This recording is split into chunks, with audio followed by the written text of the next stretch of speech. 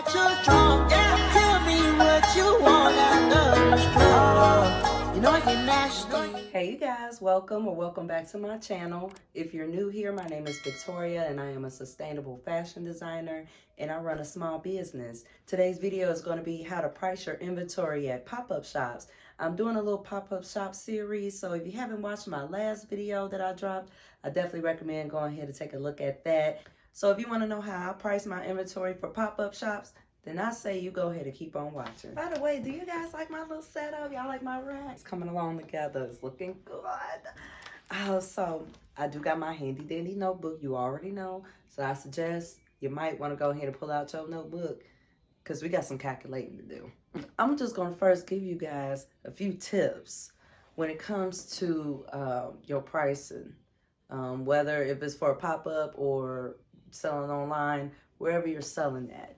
You know your worth, whether you're a handmade business, whatever kind of business that you're running, you know your worth, you know your craft, and don't let nobody ever discourage you if your prices are the way they are. I'm gonna tell you this, you will have those people that's gonna be like, why it cost so much? That's too much. Dang, that's it. I thought it'd be a little more than that. Between them two type of people, you're gonna know who your audience is. You're gonna know who to target at. So whatever that price may be sold on that. Some people are willing to purchase. Some people are willing to not purchase. You can't accommodate everybody. So that's another thing with that. You can't please everybody. This is not Shein. This is not Fashion Nova. This isn't Amazon. This is a whole nother breed here. So if people can't get with it, then make your customer. Now, I'm not gonna lie, I've learned through trial and error when it comes to pricing, especially pricing handmade clothes. I'm sure it's probably the same as if you're like a handmade beauty business. I'm sure it's probably the similar situation, but I really am so grateful that I came across this formula. I'm gonna put her name down in the description box, or I'm gonna drop it down somewhere in the video, but shout out to her because I've studied this and it's a game changer. And I feel more confident now when it comes to going into these pop-up events and not feeling a little worried or a little anxious, like, oh, I don't know if anybody's gonna buy, because if they see these price tags, they're gonna be like, oh, I don't know. I don't feel like that no more. I feel a lot more confident, and I want you guys to feel just the same way too.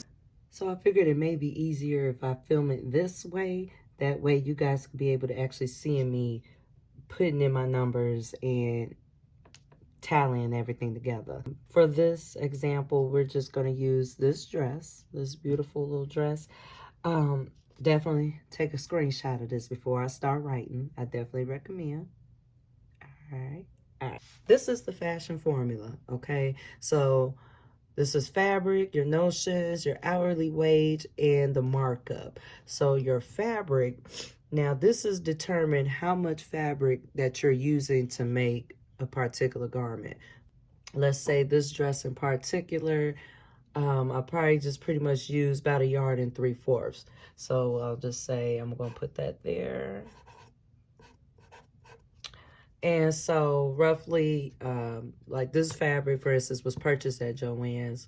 This ran about, I want to say about $14.99 a yard. So only about 1 3/4 of that, I would say I used about, that would give me about $7 that I use. So we're going to put that there. So that's what this is.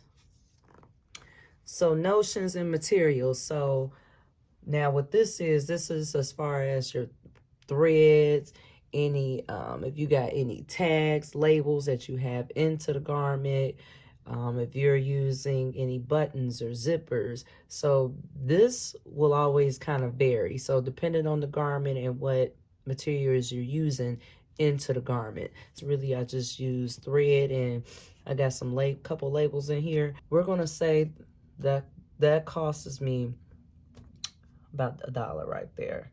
Okay. Okay, so this don't look like much right now. So don't get it twisted. It don't look like much, but here we go. This is where it's really gonna start tallying in. Your hourly wage. Now this will be based on where you stay. Where I am, fashion designer simply or seamstress, they make about $20 an hour. You need to be paying yourself, okay? Because you do gotta eat. So we're gonna put that there. I'm gonna say $20 an hour. So before we go to markup, now based off of what we have so far, we need to tally where we at as of now, how much we're looking at as far as how much to sell this dress. Let's say this dress took me like 2 hours. From cutting to getting the machine prepared, sewing it up, it took me about 2 hours to do.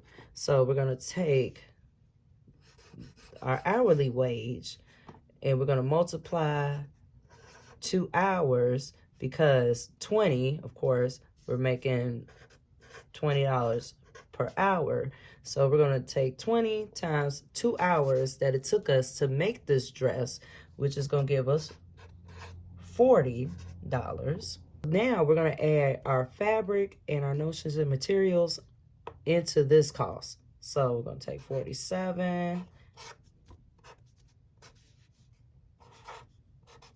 So right now we're at $48, but there's more. So this here is so key. This is so important. In fashion industries, like let's say like Chanel or Vera Wang, big high-end designers, their markup, you're looking at 150+%. Since me, I'm just a regular schmegula, I'm just a little small business, I would say that my markup, I'm giving myself 50%. Now I have to multiply my markup back into the $48 that we tallied up. So we're gonna take 48. Well, I'm gonna do it like this. We're gonna take 50% of 48. So now we came up with 24. This is from our markup. So now what we do is just add in this 24 back into our 48, and this will give us our total of how much to sell this dress for. So we're gonna take 48.